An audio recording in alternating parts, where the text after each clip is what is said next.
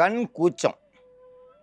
சாதாரணமாக யாரை பார்த்தாலும் இப்படி கண்ணை சுருக்கிடுவாங்க சிலர். பார்த்தீங்கன்னா அவங்களுக்கு எதை பார்த்தாலும் கூசும். அது ஏன்னா நிறைய வந்து கைபேசியை பக்கத்தில் பார்க்குறது, தொலைக்காட்சியை போய் பக்கத்தில் உட்காந்து பார்க்குறது. அதனால் வந்து கண் பார்வையில் அந்த ஒளி கதிர்கள் பட்டு பட்டு கண் வந்து கூச ஆரம்பித்து கண் சுருங்க ஆரம்பிச்சிடும். அப்புறம் எதை பார்க்கும்போதும் கண் சுருங்கும். இரவு நேரத்தில் வெளியில் போனாங்கன்னா அடுத்து வாகனங்கள் வரும்போது அவங்களுக்கு கண்ணே தெரியாது. அந்த அளவில் இருக்கும். அந்த கண் கூச்சத்தை சரி செய்கிறதுக்கான மருந்து தயாரிக்கும் முறையை பார்ப்போம். இதில் சாமந்தி பூ, வில்வ இலை, பன்னீர் ரோஜா, சின்ன வெங்காயம், தாமரைப்பூ இதெல்லாம் கூட்டு கலவையாக சேர்ந்து இப்போ நம்ம மருந்தாக தயாரிக்க போகிறோம்.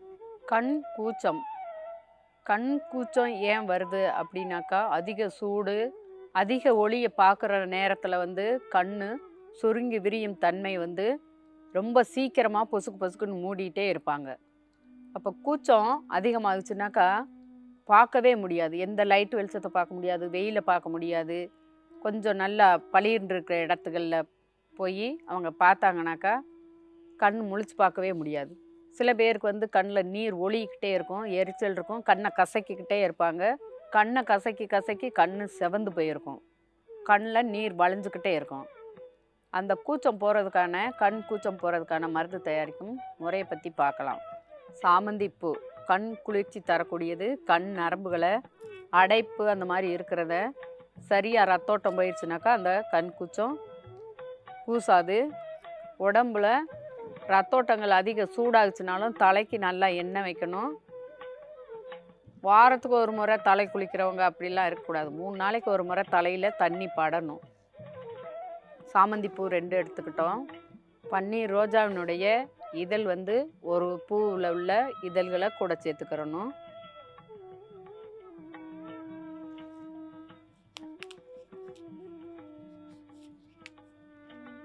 தாமரை இதழ் அதில் ஒரு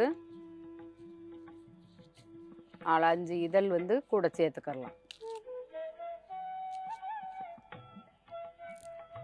சின்ன வெங்காயம் ஒரு 3 வெங்காயம் சுத்தம் பண்ணி வச்சுட்டு அதையும் கூட சேர்த்துக்கிறணும்.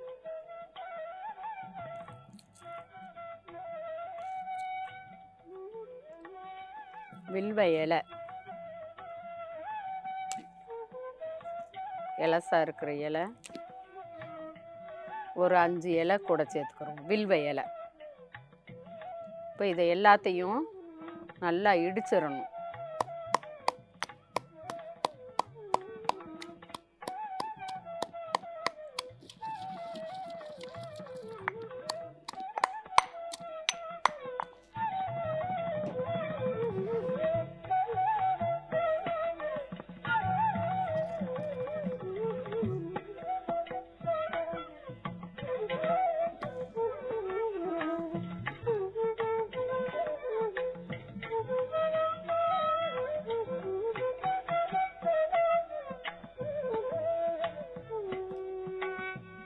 கண் கூச்சம் உள்ளவங்களை நல்லா படுக்க வச்சுட்டு எந்த கண்ணு கூசுதோ அந்த கண்ணில் இந்த மாதிரி ஒரு 3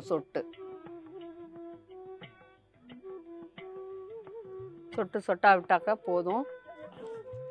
கூச்சம் வந்து ஒரு 3 நாளைக்கு விடுங்க.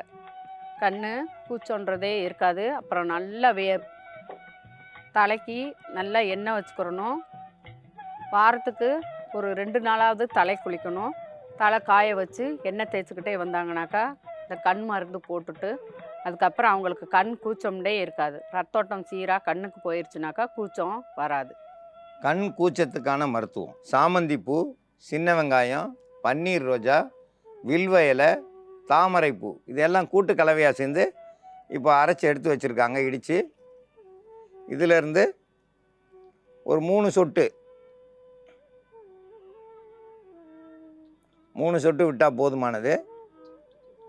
எவ்வளோ வருதுன்னு சாறு வருதுன்னு காட்டுறேன். இதில் ஒரு 3 சொட்டு விட்டால் போதும். கண்ணில் விட்டால் கண் கூச்சம் சரியாயிடும். கண்ணில் விடுற மருந்துகள் வந்து பச்சை மருந்துகள் 15 நாளைக்கு ஒரு முறை தான் விடணும். தினந்தோறம்லாம் விட முடியாது.